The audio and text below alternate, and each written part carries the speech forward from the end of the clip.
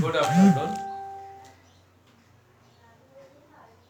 dear students and respectable our guardians and viewers. How are you all? I hope all of you are keeping well by the grace of Almighty Allah. I am also fine. Dear student, we are going to start the online class of class 9. Topic is graph and chart. Describing graph and chart. Okay, dear student. So everybody get ready with your full attention by the keeping the notebook and pen. So everybody, today we'll discuss about describing graph and chart. Okay, dear student, আমরা জানি যে graph chart class 9 এর English first পেপারে আসে। তাহলে এই প্রশ্নটি কিন্তু গ্রাফ এবং চার্টটি কিন্তু ইংলিশ ফার্স্ট পেপারে 10 নম্বরে থাকে, অর্থাৎ কোয়েশ্চন নাম্বার 10। ডিয়ার লার্নার্স, তোমরা সবাই জানো যে ক্লাস 1 থেকে 8 পর্যন্ত 1 2 3 4 5 6 7 8 পর্যন্ত কিন্তু এই গ্রাফ বা চার্ট বা পাই চার্ট এগুলি ছিল না। ক্লাস 9 এর জন্য এটা সম্পূর্ণ নতুন এবং ইংলিশ ফার্স্ট পেপারে এটা সংযোজন। এখানে নাম্বার রয়েছে কত? 10। তাহলে ডিয়ার লার্নার্স, গ্রাফ চার্ট বিভিন্ন ধরনের হতে পারে। সেটা হচ্ছে গিয়ে যেমন table chart, pie chart, graph, diagram, অনেক কিছু। এখন কথা হচ্ছে আমাদের এই গ্রাফ চার্টে কিন্তু আমরা সবসময় কিন্তু কি করি? গ্রাফ মানে কি? চিত্র। গ্রাফ মানে হচ্ছে চিত্র, আর চার্ট মানে হচ্ছে তালিকা। আর একটা হচ্ছে গিয়ে পাই চার্ট। পাই চার্ট মানে হচ্ছে গিয়ে যে পাই চিত্র। তাহলে ক্লাস 9 এর ইংলিশ ফার্স্ট পেপারের জন্য খুবই ইম্পর্টেন্ট নতুন সংযোজন, সেটা হচ্ছে গিয়ে কি? Graph chart and pie chart. তাহলে এই পাই চার্ট বা গ্রাফ চার্ট অথবা ফ্লো চার্ট আমরা যা বলি না কেন বা ডায়াগ্রাম বলি না কেন, সেইগুলি কিন্তু আমরা বিভিন্ন ধরনের ম্যাগাজিন, ইন্টারনেট এবং বিভিন্ন বিষয়ের উপরে একটা কি হয়, একটা ডায়াগ্রাম থাকে, একটা স্ট্রাকচার থাকে, সেরকম বিষয় নিয়ে কিন্তু আলোচনা করা হয়। তাহলে এখন বিষয়টা হচ্ছে গিয়ে যে এই যে পাই চার্ট বলি আর ফ্লো চার্ট বলি অথবা যে আমরা যে গ্রাফ চার্ট বলি, এই সবগুলো কিন্তু একটা নতুন লাগতেছে। কারণ হচ্ছে ক্লাস 1 থেকে 8 পর্যন্ত কিন্তু আমরা এগুলো পাই নাই। তাহলে ডিয়ার লার্নার্স, তাহলে আমাদের ক্ষেত্রে কি হবে? এই যে গ্রাফ চার্টটা কিন্তু টেবিলও হতে পারে, পিরামিডও আঁকা হতে পারে, তারপরে চার্ট, পাই চার্ট, তারপরে হিস্টোগ্রামও হতে পারে। আরেকটা বিষয় হচ্ছে কি যে লাইন চার্টও হতে পারে। হ্যাঁ, এরপর হচ্ছে তাহলে বোঝা যাচ্ছে এই গ্রাফ চার্ট বা পাই চার্ট বা ফ্লো চার্ট এই জিনিসগুলিকে 3টি অংশে আমরা রিপোর্টিং হিসেবে বা অথবা যে অ্যানালাইসিস করতে পারি। সেটা হচ্ছে গিয়ে যেমন আমরা বলি topic sentence. First of all হচ্ছে গিয়ে টপিক সেন্টেন্স, তারপর হচ্ছে গিয়ে সাপোর্টিং সেন্টেন্স, তারপর হচ্ছে কনক্লুডিং সেন্টেন্স। তাহলে আমরা একটু দেখি যে let's see, look at the board and listen to what I say. This is most important. Most of the students don't understand this graph chart. Not only this graph chart, I think all. তা আমাদের পরীক্ষায় কিন্তু আমাদের class 9 এর হোক, class 10 এর হোক, SSC এবং এইচএসসি লেভেলে সকল শিক্ষার্থীদের জন্য কিন্তু এই গ্রাফ চার্টটা খুব ইম্পর্টেন্ট। এখন অনেকে এইগুলো বুঝতেই পারে না, বোঝার চেষ্টা করে না, কিন্তু এটা খুবই মনোযোগ সহকারে যদি টেকনিকগুলো কলাকৌশলগুলো আমরা বুঝতে পারি তাহলে এটা কিন্তু অসম্ভব মানে সম্ভব। এখন গ্রাফ চার্টে যেমন এই গ্রাফ চার্টের জন্য আমি আগে বলেছিলাম যে টপিক সেন্টেন্স, সাপোর্টিং সেন্টেন্স আর একটা হচ্ছে গিয়ে কনক্লুডিং সেন্টেন্স। তাহলে এই গ্রাফ চার্টগুলিকে আবার যে পাই চার্টগুলিকে আমরা চারটি ট্রেন্ডসে মানে টি রেন্ডসে আমরা বিভক্ত করতে পারি, চারটি যে টি রেন্ডসে বিভক্ত করতে পারি।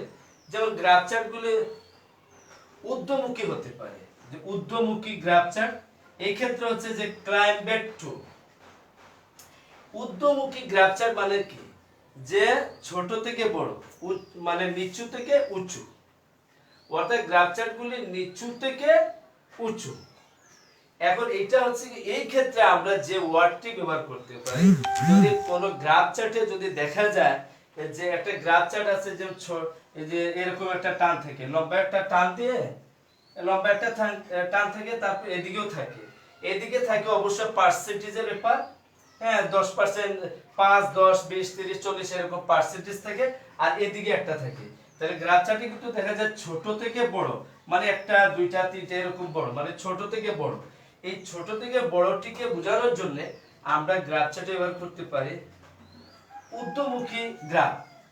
তাহলে এটাকে ক্লাইম্ব টু, ইনক্রিজ টু আমরা এটা ব্যবহার করতে পারি। আবার ডিয়ার লার্নার্স একটু খেয়াল করলে দেখবে তোমরা সবাই যে বড় থেকে ছোট, অর্থাৎ বড় ছিল, বড় থেকে কি হয়েছে, ছোট হয়েছে। বড় থেকে কি, যেমন লম্বা ছিল, পরে এটা ছোট, তারপরে এটা। এই বড় থেকে যদি ছোট হয় তাহলে কিন্তু আমরা নিম্নমুখী গ্রাফ বলতে পারি। এই নিম্নমুখী গ্রাফটির ক্ষেত্রে আমরা যে ওয়ার্ডটি ব্যবহার করে যখন অ্যানসার করতে যাব তখন কিন্তু আমরা যে ড্রপ টু তারপর রিডিউস টু আমরা ব্যবহার করতে পারি। নিম্নমুখীর ক্ষেত্রে অবশ্যই ড্রপ টু, রিডিউস টু বা ইনক্রিজ এরকমও বলতে পারে, ইনক্রিজ না, ডাউনফল বা ডিক্রিজও ব্যবহার করতে পারে। অর্থাৎ নিম্নমুখী গ্রাফের ক্ষেত্রে ড্রপ টু, রিডিউস টু, আবার হচ্ছে ডাউনফল, ডিক্রিজও আমরা ব্যবহার করতে পারি। আর ঊর্ধ্বমুখীর ক্ষেত্রে ক্লাইম্ব টু, ইনক্রিজ বা প্রোগ্রেসও আমরা ব্যবহার করতে পারি। এখন নাম্বার 3, অপরিবর্তনযোগ্য গ্রাফ মানে যেগুলোর কোনো পরিবর্তন হয় না, সেক্ষেত্রে আমরা অবশ্যই did not change, remain stable at। অপরিবর্তনযোগ্য গ্রাফ যদি ব্যবহার করতে চাই did not change অথবা remained stable at আমরা ব্যবহার করতে পারি। আচ্ছা, এখন যদি উঠানা নাম্বার 4 সেটা হচ্ছে কি উঠানামার করার ক্ষেত্রে যে raise and fall, তারপর যে fluctuate around, উঠানামা করার ক্ষেত্রে raise and fall অথবা fluctuate around আমরা ব্যবহার করতে পারি। এছাড়া আমরা ব্যবহার করতে পারি ups and downs, আর একটা হচ্ছে rise and fall। মানে উঠানামা করার ক্ষেত্রে আমরা raise and fall, fluctuate around অথবা আমরা ups and downs, rise and fall ব্যবহার করতে পারি। মানে উঠানামা দেখা যায় অনেকগুলি গ্রাফের ক্ষেত্রে দেখা যায় যে ছোট থেকে বড়, আবার অনেকটা আছে যে কি বড় থেকে ছোট। আরেকটা গ্রাফ আছে যে এখানে ছোট আবার এখানে বড়, আবার এখানে ছোট এখানে বড়, ছোট বড়, এটাকে বলা হচ্ছে আপস এন্ড ডাউনস। আর পরীক্ষা সাধারণত তোমাদের আসে যে গ্রাফ চার্ট আসে, পাই চার্ট আসে, এবং হচ্ছে গিয়ে এই মাঝে মধ্যে যে উঁচু নিচু, যে ছোট আছে বড় আছে, ছোট আছে বড় আছে, এরকম আসে।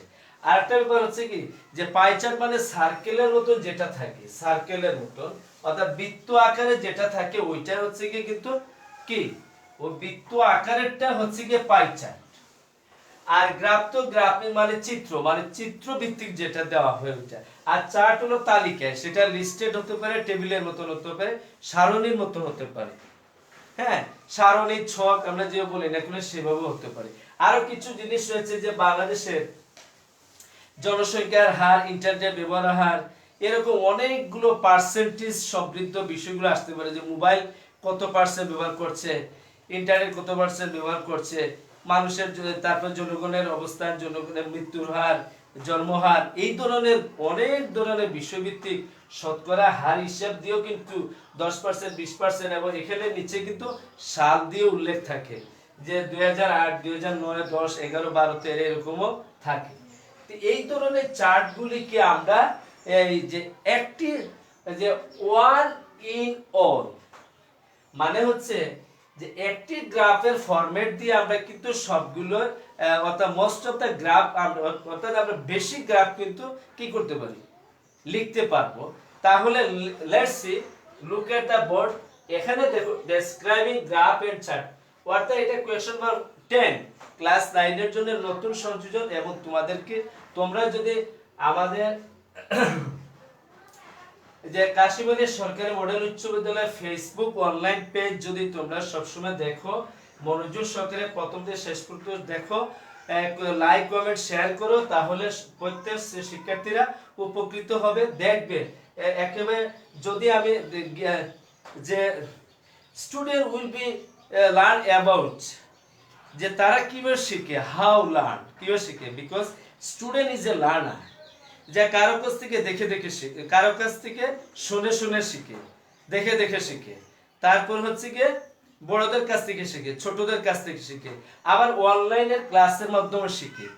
তাই সেই জন্য বলতে হবে, যেখানে দেখিবে চাই উড়াইয়া দেখো তাই, পাইলে পাইতে পারো অমূল্য রতন। সেই জন্য আমি বলি কি, প্রত্যেক স্কুলের প্রত্যেক শিক্ষার্থীরা এই টিউটোরিয়াল যদি দেখা হয় আর এই ক্লাস ভিডিওগুলো যদি দেখে প্রথম থেকে শেষ পর্যন্ত, তবে একেবারে যে কিছু জানি না বা জানবে না এরকম না, কিছু না কিছু অবশ্য তার জানা হবে, কিছু জানতেও পারে। সেই জন্য আমার মনে হয় প্রত্যেক I request all students, you have to must say about our all online class. Okay dear student, first one, এবং গ্রাফ এবং চার্টে কিন্তু টাইটেল দিলে ভালো হয় আর কি, যে একটা গ্রাফ আর চার্ট লিখলাম, লিখে তারপরে একটা টাইটেল অথবা একটা শিরোনাম দিলে অবশ্য ভালো হবে। সেই জন্য একটি গ্রাফ দিয়ে অনেকগুলো গ্রাফ আমরা লিখতে পারি। যেমন স্টার্টিংটা এরকম হবে, যদি গ্রাফ চার্ট আসে তাহলে দ্য গ্রাফ শোস, হ্যাঁ, তারপরে লিখতে হবে যে পরীক্ষায় যে সাবজেক্ট, যে বিষয় যেটা আসে, ওই মূল যে গ্রাফটা, ওই বিষয়টি আমাদেরকে কি করতে হবে, এখানে লিখতে হবে, মূল বিষয়বস্তু, অর্থাৎ বেস যে সাবজেক্টটি ওইটি লিখতে হবে। তারপর হচ্ছে কি full stop, according to the graph, এটাও লিখতে পারবো আমরা, অথবা এট ফার্স্ট গ্লান্সও লিখতে পারবো। এটা লেখার পরে আমরা গ্রাফের প্রাথমিক ধারণা, অর্থাৎ যে গ্রাফটা দেওয়া থাকবে, এই গ্রাফের যে প্রাথমিক ধারণা আমি কতটুকু বুঝতে পারলাম, সেই বিষয়ের উপরে দুইটি একটি সেন্টেন্স আমরা এখানে লিখতেই পারি। তারপর হচ্ছে ফুল স্টপ। 3 নাম্বার সেন্টেন্সটি হচ্ছে গিয়ে দ্য গ্রাফ শোজ দ্যাট, অর্থাৎ গ্রাফ থেকে আমরা কি দেখলাম, কি শিখলাম, কি বুঝলাম, আর আমাদেরকে গ্রাফ দেখে মাইন্ড ম্যাপিং, অর্থাৎ আমাদের মনোচিত্রটা আমাদের তৈরি করতে হবে, যে গ্রাফে আসলে কি বোঝাচ্ছে, এটাকে আর ভালোভাবে তার মূল থিমটা চিন্তা করতে হবে। ছোট থেকে বড়, না বড় থেকে ছোট, না উঠানামা, না বৃদ্ধি পাচ্ছে না হ্রাস পাচ্ছে, না কি রকম তার পার্সেন্টেজ, তার বিষয়বস্তু, টোটালি বারবার পড়ে পড়ে বুঝতে হবে। পরে যেটা আমরা দেখবো সেটা হচ্ছে দ্য গ্রাফ শোজ দ্যাট, অর্থাৎ প্রাপ্ত ধারণাকে আরেকটু বিস্তারিত লিখতে হবে, অর্থাৎ যে গ্রাফটি থাকবে